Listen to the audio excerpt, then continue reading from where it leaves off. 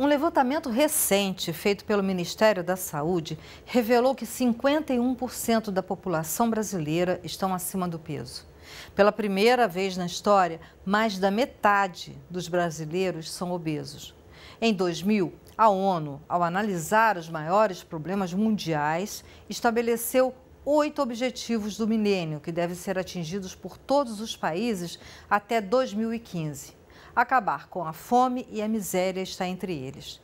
No ano passado, o Brasil recebeu um prêmio das Nações Unidas pela ação de combate à fome e à desnutrição antes do prazo determinado pelos Objetivos do Milênio. Tanto a obesidade como a desnutrição são doenças sociais que exigem um olhar atento porque podem levar à morte e alertam para falhas no sistema de segurança alimentar. Para falar sobre o assunto, a série Empreendedorismo e Sustentabilidade do programa Entrevista traz hoje a presidente do Conselho Nacional de Segurança Alimentar, Maria Emília Pacheco. Obrigada, Maria Emília, pela sua presença. Queria começar te perguntando o seguinte: fome e obesidade são dois extremos que indicam que algo não está indo muito bem. Quer dizer, muita gente comendo alimentos processados, muita gente sem acesso adequado aos alimentos. Como é que se resolve isso, Maria Emília? No caso brasileiro, nós podemos dizer que houve, de fato, uma melhoria considerável no acesso, no direito ao alimento. Temos uma redução, inclusive, do índice de insegurança alimentar no Brasil, embora a desnutrição e a insegurança alimentar se mantenha para algumas parcelas da população, principalmente para os povos indígenas, para parcelas da população negra. Mas, no geral, houve uma melhoria. Sim. O que ocorre é que, nos últimos tempos, nós tivemos uma mudança muito acentuada do nosso padrão de alimentação. O consumo no Brasil, nós tivemos uma redução, por exemplo, do consumo do arroz, do feijão, que é uma dobradinha preciosa. Sim. E muito arraigada nos hábitos alimentares no Brasil. Sim. E, ao mesmo tempo, tivemos um aumento assombroso do consumo de refrigerantes, de biscoitos recheados e também de massa. Tudo que é embalado, né, no supermercado. Por isso é que nós não temos chamado propriamente de alimento, temos chamado de produtos processados ou ultraprocessados.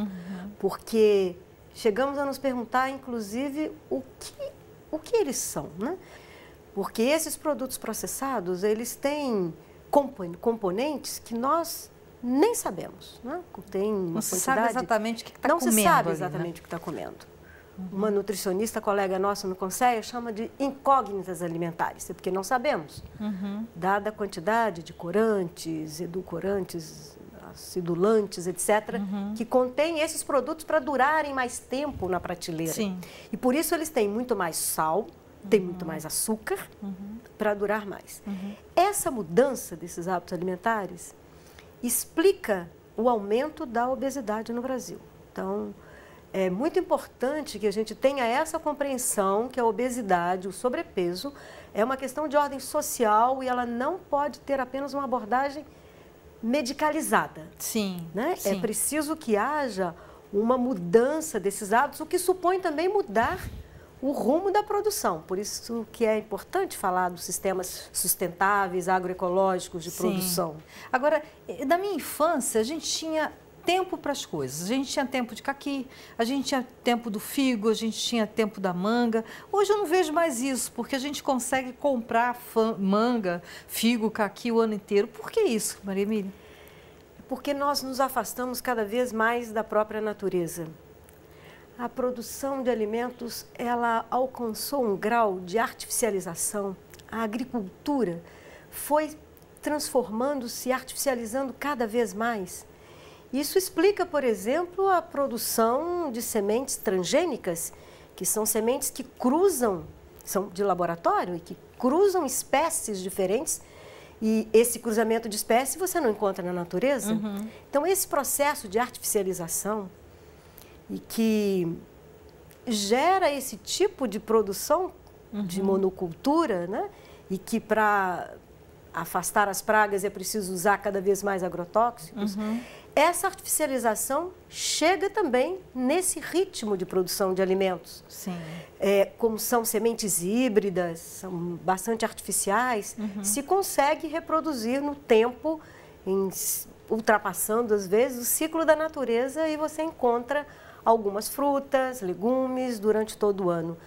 Por isso que é muito importante incentivar campanhas que incentivem o consumo de alimentos, frutas, verduras, de acordo com a estação. Com a estação, que não é difícil, né? Não, não é difícil. E por isso é que também eu insisto que nós precisamos valorizar a nossa biodiversidade, porque o que acontece também é que às vezes nós ficamos muito restritos a a uma quantidade de alimentos consumidos e perdendo de vista que há uma biodiversidade, há muitas frutas nos vários biomas e legumes. Agora, posso lhe dizer que lá onde estão os sistemas agroecológicos, de acordo com os biomas no Brasil, com a diferença de ecossistema, lá você irá encontrar uma diversidade grande.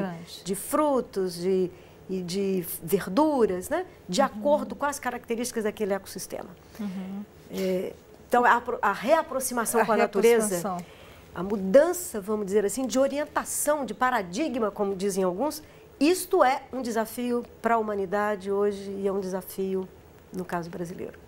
Então, o CONSEA, ele tem esse cuidado, né? Ele tem um cuidado especial com os saberes tradicionais, com o conhecimento das espécies e variedades que vêm dos povos da floresta e tiveram um papel fundamental na agricultura brasileira. De que maneira o respeito a este saber pode ser importante no combate à fome e à obesidade?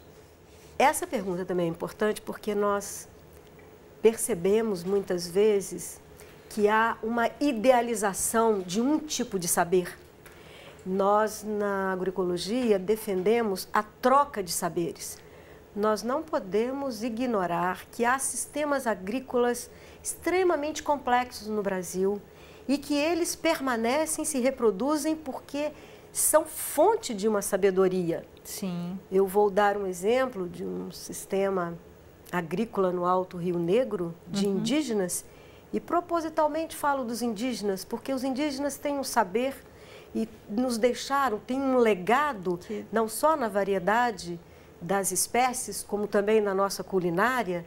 E esse sistema agrícola, no Alto Rio Negro, por exemplo, ele tem um sistema complexo de troca de maniva, da nossa mandioca, e lá se concentra talvez o maior número de variedades de mandioca no Brasil. Olha. Maior do que em qualquer laboratório que pudesse ter esses chamados germoplasma. Isso nós defendemos. Variedade, quer dizer, mandioca diferente, mesmo mandioca. Exatamente.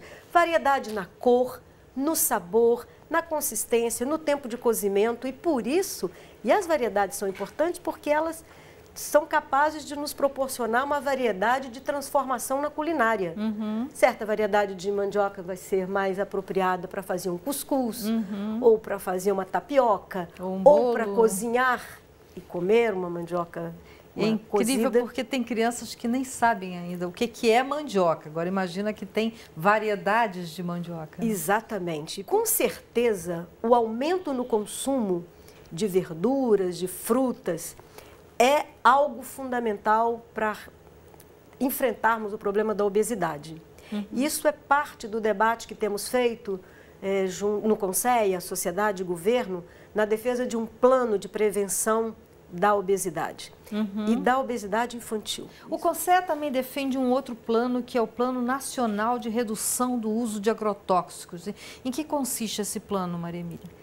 Olha, esse plano é fundamental. Agora já estamos muito satisfeitos porque consta do Plano Nacional da Política de Agroecologia e Produção Orgânica a formação de um grupo de trabalho para tratar da elaboração da proposta desse plano. Já foi um avanço. A política que é do governo federal. Isso. Quando a própria política de agroecologia incorpora no seu plano a proposta de um grupo de trabalho para tratar desse tema, é um avanço mesmo. Claro. E há uma mobilização crescente na sociedade. No CONSEA, nós temos realizado algumas reuniões, além da presença de conselheiros e conselheiras, com a presença da Abrasco, que é a Associação Brasileira de Saúde Coletiva, que por sua vez se relaciona com a Fiocruz, com o Ministério Público. Sabe que tem no Brasil um fórum que luta contra o impacto dos agrotóxicos, que é formado lá pelo Ministério Público, extremamente importante, assim como a Frente Parlamentar no Congresso pela Segurança Alimentar e Nutricional também está engajada nesse debate. E o que nós estamos defendendo é que haja suspensão da pulverização aérea. E a pulverização aérea, ela não tem limites. Há exemplo de estudos feitos pelo professor Pignatti, da Universidade do Mato Grosso, que mostra a área de escolas no meio rural, no Mato Grosso, sendo afetadas, crianças sendo contaminadas. Nós temos uma contaminação do leite materno, inclusive, da água consumida em escolas. Portanto, suspender a pulverização aérea é uma medida. Segundo, nós estamos também a favor da proibição daqueles componentes químicos, daqueles agrotóxicos que já foram banidos em outros países, que aqui continuam sendo usados. Sim, tem vários, né? Tem vários. E com um impacto enorme. E ainda agora estão buscando liberar uma nova substância, o 2,4-D, que segundo vários estudos mostram que tem um impacto gravíssimo para a saúde humana e para o meio ambiente, porque combinado com outros produtos gerava aquele agente laranja, o desfoliante que foi usado na Guerra do Vietnã. Da Guerra do Vietnã. Esse 2,4-D, junto com outro componente, é que gerava esse agente chamado agente laranja. Pois bem, e também, ao mesmo tempo, estamos defendendo que é preciso acelerar, ampliar e, de fato, implementar a Política Nacional de Agroecologia e Produção Orgânica e, ao mesmo tempo, reduzir, suspender esses subsídios que são dados para a produção do veneno. O que nós precisamos é que esses recursos sejam alocados em outro lugar. Sim. Seja um fundo para apoiar a agroecologia. Obrigada a você, Maria Emília. Ficamos por aqui. Obrigada a você de casa e até a próxima.